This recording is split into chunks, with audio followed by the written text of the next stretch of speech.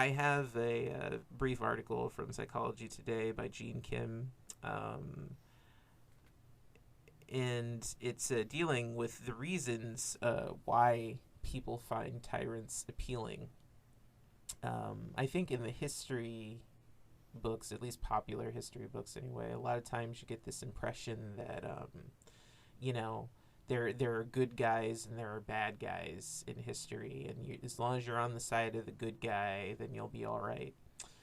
And that's ridiculous because if you know anything about, you know, various personality disorders that tyrants tend to have, like narcissism or, you know, a propensity to bully, schizotypy. If you look at that and you look at it from that aspect, it has nothing to do with good or bad, because this is just the way that this person is. And then also, in order for this one person to gain that much power, he or she or they have to coax millions and even billions of people into. And there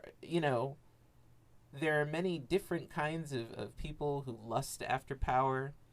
And because of this lust for power, anyone who assumes this power, they automatically start to lust after them too. And so there's always the cohorts, the nurses, all the workers, all the business people who liked these people. The noted psychoanalyst Otto Kernberg and others often coin this type the malignant narcissist. While people often discuss the history of malignant behavior and records of sadism and the horrific aftermath of these tyrants, what is discussed less often is that these leaders do not and cannot rise in a vacuum. They come to power on the backs of the masses they ultimately disdain and discard at will. It's the people who follow these bully dictator types that we need to examine and reflect on as well. Why do people worship and enable these leaders? What is it in human nature that makes us vulnerable to this repeated cycle of cruelty and danger? One fundamental concern in human nature that draws them to the idea of a higher authority or power is the need for an idealized parental figure.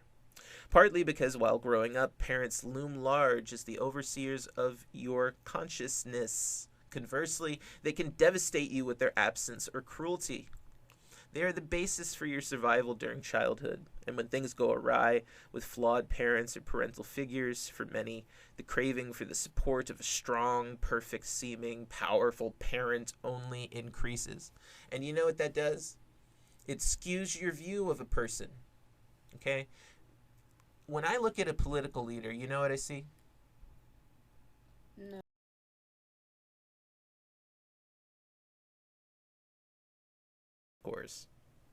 We assume that any human being will appreciate or exchange the same social contract of mutual respect and generosity, and empathy and fairness that most of us try to strive for. We underestimate the machinations of sociopaths who mimic and use this generosity while at their core having no concern for others. We assume the best of each other, which works in many cases, but is also an Achilles heel to the cold exploitiveness of sociopathic behavior. Complicating matters is that such behavior occurs on a spectrum.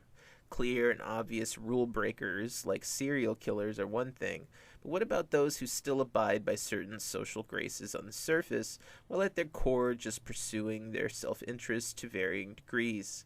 Where do we draw the line between paranoid mistrust and oblivious naivety? This gray zone of trust is where sociopaths thrive.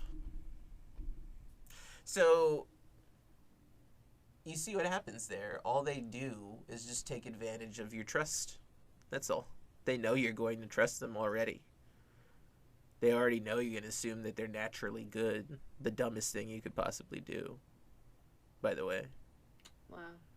So they just prey on that and say, oh, yeah, you think I'm good, huh? Okay, I'll use you to make a little bit of money.